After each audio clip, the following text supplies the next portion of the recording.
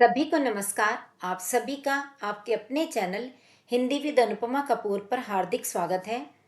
हमने 7 दिन का एक चैलेंज स्वीकार किया था कि 7 दिनों तक लगातार वीडियो के माध्यम से हम पिछले प्रश्न पत्रों के प्रश्नों को दोहराएंगे। सामान्य हिंदी के प्रश्न जो अक्सर प्रतियोगी परीक्षाओं में पूछे जाते हैं और विशेषकर इसी वर्ष हुई विभिन्न परीक्षाओं में जो प्रश्न पूछे गए उन्हें हमने दोहराना था। और आपने अभी तक 2 दिन का वो चैलेंज पूरा कर लिया है। आज तीसरे दिन की वीडियो आप देख रहे हैं और आप देखेंगे कि अक्सर इनमें जो पूछे जाते हैं प्रश्न वे या तो कारक पर हैं, मुहावरे लोकोक्तियों पर हैं, संधि पर हैं या फिर उच्चारण स्थानों पर हैं। तो हर वीडियो में हम ना केवल प्रश्न पत्रों में आ चुके प्रश्नों को दोहराते हैं बल्कि उनके पीछे के कारण को समझते हैं। जहां कहीं आवश्यकता हो विस्तार पूर्वक उस तथ्य को भी जानने का प्रयास करते हैं। तो आज के इस वीडियो को हम शुरू करें उससे पहले यदि अभी तक आपने चैनल को सब्सक्राइब नहीं किया वो कर लीजिए। और यदि मेरे चैनल पर नए हैं तो आप इस वीडियो को पूरी तरह से देखने के बाद अगर आपको ये अच्छी लगे इसे लाइक भी कीजिएगा, बेल आइकॉन को भी दबा दीजिएगा ताकि चौथे दिन की वीडियो भी आप तक तुरंत पहुंच जाए। और इसी के साथ ही हम शुरू करते हैं आज के इस वीडियो को। इसमें देखते हैं हम पहला प्रश्न, वाक जमा ईश का सही संधि संयोजन क्या है। तो 4 विकल्प हैं, वाकिश, वागीश, वाकीश या वाकईश। तो इसका सही उत्तर होगा वागीश। इसका कारण क्या है, क के बाद जब स्वर आ जाता है तो ये क जो है वो उसी वर्ग का तीसरा वर्ण बन जाता है। यानी क वर्ग का तीसरा वर्ण क ख ग, तीसरा वर्ण ग बन गया और यही वाली ही मात्रा लग गई। तो इस तरह से ये व्यंजन संधि का उदाहरण है। अगला प्रश्न, निम्न मुहावरे का सही अर्थ पहचाने। नजर बंद करना यानी घर में रहना, जादू टोना करना, नजर लगाना या जेल में रखना। तो नजर बंद करना क्या है, घर में रहना। अगला, दीक्षांत का सही संधि विच्छेद है। दीक्ष जमा अंत, दीक्षा जमा अंत, दीक्ष जमा आंत या दीक्षा जमा आंत। तो इसका सही संधि विच्छेद होगा दीक्षा जमा अंत। और ऐसा इसलिए क्योंकि आ के बाद यदि फिर अ आ रहा है तो ये दोनों मिलकर के आ ही बनेंगे। ऊपर जो अनुस्वार है वो वैसे का वैसे रहेगा। यह हमारा स्वर संधि का उदाहरण है। तो यदि आपको संधि में दिक्कत आती है हम स्वर संधि के नियमों को जल्दी से देख लेते हैं। स्वर संधि के 5 रूप हैं, दीर्घ संधि, गुण संधि, वृद्धि संधि, यण संधि और अयादि संधि। आपको इनकी पहचान दिमाग में रखनी होगी। दीर्घ संधि वह होगी जिसमें जो स्वर पहले वही स्वर बाद में, तो दोनों मिलकर के सिर्फ बड़ा रूप ले लेंगे। यानी छोटे अ के बाद छोटा अ आया तो बड़ा आ, ऐसे ई के बाद ई आने से बड़ी ई, ऊ के बाद ऊ आने से बड़ा ऊ। यानी जो स्वर पहले वही स्वर बाद में आया तो दीर्घ संधि बन गई। उसी का ही दीर्घ रूप बड़ा रूप तैयार हो गया। दूसरी है गुण संधि। गुण संधि में एक नया गुण पैदा हो जाता है। वो कैसे कि इस जमा के निशान से पहले जो स्वर है वो अलग है, बाद वाला अलग है, लेकिन इन दोनों को मिला के जो बन रहा है वो बिल्कुल ही अलग बन रहा है। एक नया गुण पैदा हो रहा है। अ आ के बाद ई आने से ए, आ के बाद ऊ आने से ओ और आ के बाद री आने से अर। यह जो नियम होगा ये गुण संधि का नियम है। तीसरा है वृद्धि संधि। वृद्धि में क्या होगा कि जो बाद में वर्ण है ना उसी में ही वृद्धि हो रही है। कहने का मतलब क्या, जैसे आ के बाद ए आ रहा है तो इसी का ही वृद्धि करके इसी का ही बड़े वाला रूप ए ही हो गया। ऐसे ही आ के बाद अगर ओ आओ आ रहा है तो इसी का ही बड़ा हुआ रूप यानी औ हो गया। तो ये ए और औ वाली होती है वृद्धि संधि। चौथी है यण संधि। यण नाम से पता चला ना, य यानी य वाली, इसमें ई के बाद कोई असमान स्वर, असमान स्वर का मतलब है ई के बाद ई नहीं आना चाहिए, कुछ और स्वर आ जाए तो ई को य का रूप दे दिया जाता है। ऐसे री के बाद असमान स्वर आने से र बन जाता है, ऊ के बाद असमान स्वर आने से व बन जाता है। यह बहुत अधिक महत्वपूर्ण संधि है जिसमें से अक्सर पूछे जाते हैं, जैसे आपने देखा भी होगा, इति जमा आदि, इत्यादि, तो ई को या बना दिया ना, इति जमा आदि। ऐसे पो जमा अन, पमन, तो ओ को किसमें बदल दिया, व में बदल दिया। तो इस तरह से यह संधि होती है यण संधि। और पांचवा रूप जो है वो है अयादी संधि का। इसमें ए के बाद अ आने से अय, अय के बाद अ आने से आय, ओ के बाद अ आने से अव, औ के बाद अ आने से आव, और औ के बाद ई आने से भी आव। तो आप ये देखेंगे अय आए अव आव वाली जो संधि है वो अयादी है। तो पहचान ऐसे रखिए ना आप लोग, अयादी में अय, अय से मिलता जुलता आय और अव आव। ऐसे यण संधि में य से शुरू करो, य र व वाली संधि यण। वृद्धि संधि में पीछे वाले का रूप वृद्धि को प्राप्त कर रहा है, बड़ा हो रहा है। गुण संधि में इन दोनों से हटकर कुछ नया गुण पैदा हो रहा है। और दीर्घ संधि में दोनों समान स्वर आ रहे हैं, तभी बड़ा वाला रूप बन रहा है, दीर्घ रूप बन रहा है। तो आप यदि ये सिर्फ 5 नियम याद कर लें, सारी की सारी स्वर संधि आपको आ जाएगी। अगला प्रश्न है, निम्नलिखित दिए गए वाक्यों में से सकर्मक क्रिया युक्त सही वाक्य का चयन कीजिए। बच्चा जोर से रोया, शिशु सो रहा है, पानी बरस रहा है, माली पौधों को पानी दे रहा है। आप देखिए, आपको बताना था सकर्मक क्रिया यानी कर्म के साथ जो क्रिया हो, जिस वाक्य के अंदर कर्म भी होगा वही सकर्मक क्रिया वाला है। तो केवल यही वाला एक वाक्य बनता है, माली पौधों को पानी दे रहा है। कर्म क्या होते हैं, कर्ता ने कर्म को, यानी अपने मन में सोचिए किसको। यदि आपको उत्तर मिल गया तो सकर्मक, यदि उत्तर नहीं मिला तो अकर्मक। जैसे बच्चा जोर से रोया, किसको रोया, कोई उत्तर ही नहीं है। शिशु सो रहा है, किसको सो रहा है, कोई उत्तर ही नहीं है। पानी बरस रहा है, किसको बरस रहा है, कुछ भी नहीं पता। तो ये तो है अकर्मक क्रिया, तीनों अकर्मक क्रिया के उदाहरण। लेकिन चौथे वाला, मालिक किसको पानी दे रहा है, पौधों को, उत्तर मिल गया ना, तो ये है सकर्मक क्रिया। अगला प्रश्न, नीलिमा पुष्पा डैश बिना नहीं रह सकती। तो यहाँ पर उचित कारक भरना है, की, का, के या के लिए। नीलिमा पुष्पा के बिना नहीं रह सकती, तो ये के कौन सा हुआ, संबंध का, के, की, संबंध कारक है ये। अगला, निम्नलिखित वाक्य में चिन्हित शब्द का पर्यायवाची शब्द पहचाने। तो यहाँ पर चिन्हित शब्द कौन सा है, कली। गुलाब की कली बहुत सुंदर लग रही है, हमें देखना है कली का पर्यायवाची कौन सा है, पुष्प, जलज, भ्रमर या मुकुल। तो सही उत्तर होगा मुकुल, क्योंकि पुष्प यानी फूल, जलज यानी कमल, भ्रमर भंवरा और मुकुल कली। अगला, वर्तनी की दृष्टि से दिए गए वाक्य के किस अंश में त्रुटि है पहचाने। वर्तनी की यानी स्पेलिंग की, मात्राओं की गलती देखनी है।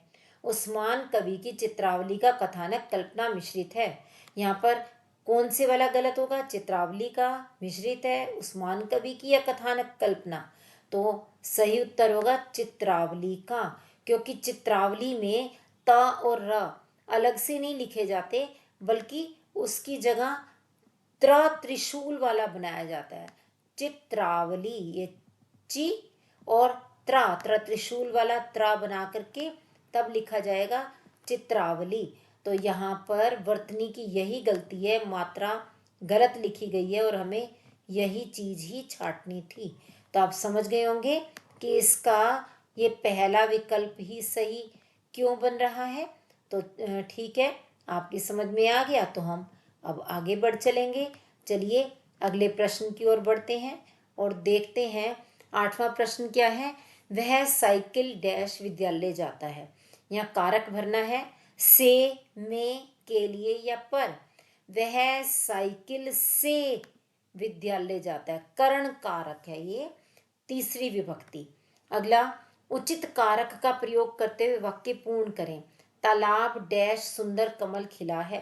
का, को, में या से। तालाब में सुंदर कमल खिला है। अधिकरण में पर होता है ना, वही वाला अधिकरण कारक है ये। 10वां प्रश्न, दिन के पर्याय से दिए गए वाक्य के रिक्त स्थान को पूर्ण करें। यानी दिन का पर्यायवाची यहाँ पर कौन सा है। डैश के समय घाम तेज होती है। वासर स्वाप प्रतीर या विभव, तो उत्तर होगा वासर। वासर यानी दिन। अगला, चिन्हित शब्द का पर्यायवाची बताना है यहाँ पर भी। मसूरी को पर्वतों की रानी कहा जाता है। पर्वतों, वसुधा, महीधर, इला या धरा, तो सही उत्तर होगा महीधर, क्योंकि वसुधा माने भी, इला माने भी, धरा माने भी, ये धरती को कहा गया, लेकिन महीधर पहाड़ को कहा जाता है। अगला, उचित कारक का प्रयोग करते हुए रिक्त स्थान भरने। बंदर पेड़ डैश बैठा है। से, में, पर या को। बंदर पेड़ पर बैठा है, अधिकरण है ये भी। निम्नलिखित वाक्यांश हेतु सार्थक शब्द का चुनाव करें। जिसे बुलाया न गया हो। अनाहत, अनाहूत, अच्युत, अनहद। जिसे बुलाया ना गया हो, अनाहूत। यहाँ पर देखिए, अनाहत यानी जिसको आहत ना किया जाए, चोट ना पहुंचाई जाए। अच्युत, बहुत अधिक। अनहद, जिसकी कोई हद ही ना हो। लेकिन अनाहूत, जिसे बुलाया न गया हो। अगला है, निम्नलिखित वाक्य को क्रम में लिखें। कि डूबते को तिनके का, मदद की तो उसने कहा, सहारा बहुत होता है, मैंने मोहित की जब। तो इसका सही उत्तर छांटने के लिए आप बारी बारी से यही सारे क्रम के अनुसार इसी को ही, जो विकल्प दिए गए उन्हीं को ही देखते जाएं, तो आपको समझ में आ जाएगा। तो क्या होगा, मैंने मोहित की जब मदद की तो उसने कहा कि डूबते को तिनके का सहारा बहुत होता है। यहाँ पर सही उत्तर बना चौथे वाला। ये वाला। आगे बढ़ते हैं। तो अब आप देख पा रहे होंगे कि यदि इस तरह से आप प्रयास करते हैं और रिवीजन कर रहे हैं, तो पुनरावृत्ति से परीक्षा में आप देखते ही कहेंगे, अरे ये प्रश्न ये तो हमें आते हैं, बहुत सरलता से आप हल करेंगे। अगला प्रश्न है, खग जाने खग की भाषा लोकोक्ति का सही अर्थ है। पक्षी अपनी भाषा स्वयं समझते हैं। पक्षियों की भाषा समझना, दुविधा में होना, या समान प्रवृत्ति वाले लोग एक दूसरे को सराहते हैं। तो साफ पता चल रहा है ये चौथे वाला होगा, क्योंकि यहाँ कभी भी मुहावरे या लोकोक्ति में दिए गए शब्दों के अर्थ वैसे के वैसे नहीं लिए जाते, पीछे छिपे हुए अर्थ, लक्ष्यार्थ लिए जाते हैं। 16वां है, सम जमा आगम के योग से बनने वाला शब्द है। सुगम, समंगम, समागम या संगम। ये देखिए, सम जमा आगम, यहाँ पर इन दोनों को मिला करके समागम बनेगा। ये इस तरह से, क्योंकि यहाँ पर स्वर संधि है और स्वर संधि में अ के बाद अ आने से ये बड़ा आ ही बनता है। तो तीसरे वाला उत्तर सही है। आगे 17वां प्रश्न, वाक्य को क्रम में लिखना है, तब मैं अपने समाज और देश के विकास में भी प्रसिद्ध हो जाऊंगा और के लिए हर संभव प्रयास करूंगा। एक दिन आएगा जब। तो अब आप सोचिए यहाँ पर कौन सा विकल्प सही होना चाहिए। यदि आप नीचे दिए हुए विकल्पों की मदद से करें तो आप आसानी से ढूंढ सकते हैं कि एक दिन आएगा जब मैं भी प्रसिद्ध हो जाऊंगा और तब मैं अपने समाज और देश के विकास के लिए हर संभव प्रयास करूंगा। यानी यहाँ पर ये दूसरे वाला विकल्प सही निकल रहा है। अगला है, कामदेव के पर्याय से दिए गए वाक्य के रिक्त स्थान को पूर्ण करें। कामदेव का पर्याय ढूंढना है। डैश को हिंदू शास्त्रों में प्रेम और काम का देवता माना गया है। कंदर्प, माधव, स्कंद या धनद। तो यहाँ पर सही उत्तर है कंदर्प। कंदर्प का अर्थ भी कामदेव होता है। माधव तो कृष्ण को कहते हैं। स्कंद, स्कंद पुराण आपने सुना ही होगा, नाश करने वाला। और धनद धन को देने वाला। अगला है, नीचे दिए गए वाक्यों में से निजवाचक सर्वनाम युक्त सही वाक्य का चयन कीजिए। निजवाचक यानी जो हमारे अपने लिए, खुद के लिए होता है। तो यहाँ 4 विकल्प देखते हैं। मुझे उस प्रश्न का उत्तर नहीं आता, यह मेरी पुस्तक है, आप भला तो जग भला, यह कौन आया है। तो यहाँ ये तीसरे वाला, आप भला तो जग भला। अगला, निम्नलिखित वाक्यांश हेतु सार्थक शब्द का चुनाव करें। आगे का विचार न कर सकने वाला, अध्यूढ़ा, अद्यतन, अन्योड़ा या अदूरदर्शी। तो उत्तर होगा अदूरदर्शी।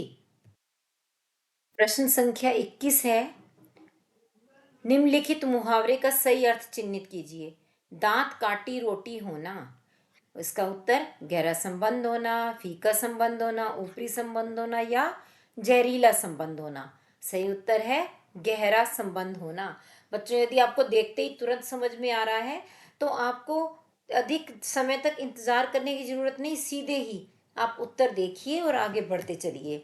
अगला, नीचे दिए गए वाक्यों में से व्यक्तिवाचक संज्ञा युक्त सही वाक्य का चयन कीजिए। व्यक्तिवाचक, मेरे 2 भाई बहन हैं, वह अपना काम स्वयं करती है, पहाड़ों की सुंदरता दर्शनीय होती है, दीपक ने कहा कि वह कल नहीं आ सकता। तो यहाँ पर व्यक्तिवाचक कौन सा है? ये चौथे वाला, क्योंकि किसी व्यक्ति, वस्तु या स्थान के नाम का बोध कराने वाला व्यक्तिवाचक होता है। यहाँ दीपक एक ही व्यक्ति का बोध करा रहा है। यदि हम पहाड़ों वाला देखें तो पहाड़ पूरी जाति का बोध कराते हैं, ये जातिवाचक संज्ञा है। वह अपना काम स्वयं करती, ये तो यहाँ पर सर्वनाम है और निजवाचक सर्वनाम है। मेरे 2 भाई बहन है, ये भी सर्वनाम है, हमें बतानी थी संज्ञा, तो इसलिए सिर्फ चौथे वाला उत्तर सही है। अगला, वर्तनी की दृष्टि से दिए गए वाक्य के किस अंश में त्रुटि है, पहचाने। परिवेश की, संदर्भ, सापेक्षता का बोध सूफी कवियों को था। तो 4 विकल्प हैं, कवियों को था, परिवेश की, का बोध सूफी या संदर्भ सापेक्षता। तो इसमें सही उत्तर है ये, क्योंकि इसकी वर्तनी गलत है। संदर्भ ऐसे नहीं लिखा जाता जैसे दिया गया है, अपितु इसमें र ऊपर आता है। इस तरह से स पर अनुस्वार बिंदु और फिर द और भ के ऊपर र, संदर्भ। इस तरह से यह लिखा जाना चाहिए था, जिसमें रा भा के ऊपर रहता, वरना ये गलत हो गया। तो यहाँ पर यही गलती है। अगला प्रश्न, निम्नलिखित किन विकल्पों में विसर्ग संधि युक्त शब्द है। विसर्ग संधि वो होगी जब आप संधि विच्छेद करेंगे ना, तो इसमें पहले वाले भाग में विसर्ग होगा जो बाद में किसी न किसी रूप में बदल जाएगा। यहाँ पर दिए क्या गए, निश्चय, उल्लास, मनोहर और संयोग। आप ध्यान से देखिए, निश्चय जो है ये नी जमा चय, उससे बनता है निश्चय। ये नियम भी आप दिमाग में अच्छी तरह से याद कर लें कि विसर्ग के बाद यदि आपको च दिखाई दे तो विसर्ग हमेशा आधे श का रूप लेगा, याद रखिएगा। तो यहाँ पर नी जमा चय, इस तरह से यह निश्चय बनता है। तो यहाँ पर विसर्ग संधि है इसके अंदर। फिर नीचे विकल्पों में तो 2-2 दे रखे हैं, तो हो सकता है कोई और भी हो, बाकी भी देखते हैं। उत जमा लास होता है उल्लास, उत जमा लास। मने जमा हर, मनोहर। यानी यहाँ पर भी हमें विसर्ग संधि ही दिखाई दे रही है। मने, न के पीछे विसर्ग होगी और साथ में होगा फिर हर, मने जमा हर, जो बन गया मनोहर। इसीलिए यहाँ पर भी विसर्ग संधि है। और संयोग में सम जमा योग, ये अनुस्वार है, तो यहाँ म को बिंदु का रूप दिया गया है, यहाँ पर विसर्ग संधि नहीं है। इस हिसाब से यदि देखें तो दूसरे वाला विकल्प सही लगता है, जिसमें ए और सी दोनों ही उत्तर सही थे। आगे, तरणी जल में तैर रही है, वाक्य का रेखांकित शब्द किसका पर्यायवाची है। दीपमाला नौका, मछली या युवती। तरणी को हम नौका भी कहते हैं, तो नौका ही ठीक होगा। अगला है, निम्न में से स्तुति का विलोम शब्द क्या है। स्तुति यानी प्रशंसा करना, तो इसका विलोम बनेगा निंदा। यहाँ हालांकि यहाँ आप देख पा रहे होंगे बाकी शब्द भी, श्लाघ्य भी प्रशंसा को कहते हैं, प्रशंसा तो प्रशंसा है ही, लेकिन स्तुति का विलोम बना निंदा। 27वां प्रश्न, निम्नलिखित वर्णों में से कौन से वर्ण का उच्चारण स्थल कंठ है? कंठ के लिए उत्तर तो इसका है ग वाला, ये पहला उत्तर जिसमें ग दिया गया है, लेकिन पहचान कैसे होगी इसके लिए आपको अभी थोड़ी देर बाद ही मैं एक ट्रिक बताने वाली हूँ, जिसके द्वारा आप सारे के सारे उच्चारण स्थल केवल 5 शब्दों की मदद से याद कर पाएंगे। तो बने रहिएगा अंत तक और समझेंगे उच्चारण स्थल याद करने की वो ट्रिक। अगला है, युवती ने कनक के आभूषण पहने हैं। इसमें रेखांकित शब्द यानी कनक किसका पर्यायवाची है? स्वर्ण, मोती, हीरा या चांदी? तो उत्तर है स्वर्ण, कनक यानी सोना। आगे, निम्न में से तद्भव शब्द पहचाने, कौर, गणन, गंभीर या कीटक? तो यहाँ पर कौर है तद्भव शब्द। कौर का अर्थ होता है ग्रास, जैसे रोटी का एक टुकड़ा होता है उसी को ग्रास कहते हैं, कौर कहते हैं, और इसका तत्सम शब्द है कवल। तो कवल तत्सम और कौर तद्भव। अगला, वर्तनी की दृष्टि से दिए गए वाक्य के किस अंश में त्रुटि है पहचाने? आधुनिक शिक्षा के प्रसार ने भारतीय बुद्धिजीवियों में 2 तरह की प्रतिक्रियाएं पैदा की। आधुनिक शिक्षा के प्रसार ने भारतीय बुद्धिजीवियों में 2 तरह की या फिर प्रतिक्रियाएं पैदा की। चारों में से कौन सा विकल्प सही होगा? तो हमारा उत्तर बनेगा पहला, क्योंकि आधुनिक बड़े ऊ की मात्रा दी गई है। यदि यहाँ पर छोटे ऊ की मात्रा होती तो यह सही होता, लेकिन बड़े ऊ की देने से वर्तनी की गलती हो गई। अगला, उच्चारण की दृष्टि से दंतय व्यंजन है। दंतय, तो इसके लिए भी आप देख पा रहे होंगे 4 व्यंजन दिए गए हैं, झ, घ, थ और ठ। सही उत्तर होगा यहाँ पर थ। अब बात आई पहचान कैसे करें, मैंने अभी बताया था। तो एक बार सभी ध्यान से देख लें कि हमारे जो उच्चारण स्थल होते हैं, कंठ जिससे कंठय वर्ण बनता है, तालु तालव्य वर्ण, मूर्धा मूर्धन्य वर्ण, दंत दंतय वर्ण, ओष्ठ ओष्ठय वर्ण। और उसके बाद ये सारे तो बहुत ही आसान से हैं, क्योंकि नासिका और मुख से सारे अंतिम वाले पंचम अक्षर बन जाते हैं। अनुस्वार, अनुनासिक यानी चंद्र बिंदु और अंतिम वाले सारे के सारे ये नाक से निकलते हैं। नाक और मुंह वाले इसी में आएंगे। कंठ और तालु वाले आप एक बार बोल करके देखेंगे ना, ए अए, आपको लगेगा हमारी जीभ तालु के साथ रहती है और कंठ से सीधी सीधी ध्वनि निकल रही है। कंठ और ओष्ठ वाले भी ये बोल करके समझ में आता है, ओ ओ, यानी होंठ पूरी तरह से गोल हो जाते हैं और साथ में गले में से सीधी सीधी आवाज निकलती है। दंतोष्ठ भी ऐसा ही है, जिसमें दांत और होंठ आपस में इस तरह से मिल रहे हैं, व के समय ये दोनों मिल रहे हैं। लेकिन मुख्य बात आई जो हमारे ये 5 हैं, कंठ, तालु, मूर्धा, दंत और ओष्ठ, इनकी पहचान कैसे करें? तो इसके लिए केवल आप ये 5 शब्द याद कर लीजिए, आहक, इच, यश, रिट, रश, तलस, उपु। इसमें देखिए पहले पहले क वाली लाइन होती है कवर्ग, दूसरी च वाली लाइन होती है चवर्ग, ये ट वाली टवर्ग, त वाली तवर्ग और प वाली पवर्ग। उसी क्रम में इनको याद करना है। पहला पहला ये कंठ, दूसरा तालु, तीसरा मूर्धय, चौथा दंत और 5वां ओष्ठ। अब इसमें आहक का मतलब क्या? आहक यानी छोटा अ बड़ा आ, और ह, और उसके साथ साथ कवर्ग। कवर्ग में पूरी क वाली लाइन क ख ग घ ण। ऐसे इसके अंदर ई का मतलब है बड़ी ई का मतलब छोटी ई बड़ी ई, इसमें आएंगे चवर्ग। चवर्ग यानी च छ ज झ ण और य और श। ऐसे रिटरश में री ट से टवर्ग, टवर्ग मतलब ट ठ ड ढ ण और र और श। ऐसे ही इसमें तवर्ग, तवर्ग मतलब त, त वाली लाइन त थ द ध न और ल और स। उपु, उपु में उ यानी ये छोटा ऊ बड़ा ऊ ले लिया जाएगा, और प से पवर्ग वाली लाइन प फ ब भ म, ये सारे के सारे इसमें आ जाएंगे। तो यदि आपने 5 शब्द याद कर लिए तो आपको सारे उच्चारण स्थल याद हो जाएंगे। और नासिका से तो सिर्फ अंतिम वर्ण आते हैं, हर एक वर्ग का जो अंतिम होता है, अणा, यहाँ पे भी ञा, ये भी अणा, और यहाँ पर न, और यहाँ म, जो अंतिम वर्ण होते हैं प्रत्येक वर्ग के, वो नासिका में आते हैं। तो आप इनको 2 बार 3 बार पढ़ लीजिए और ये 5 शब्द याद कर लीजिए, उच्चारण स्थल की गलती कभी नहीं होगी।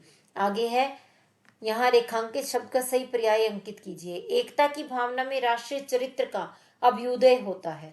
अभ्युदय का पर्याय क्या है? प्रादुर्भाव, अदर्शन, अदृश्य या तिरोभाव।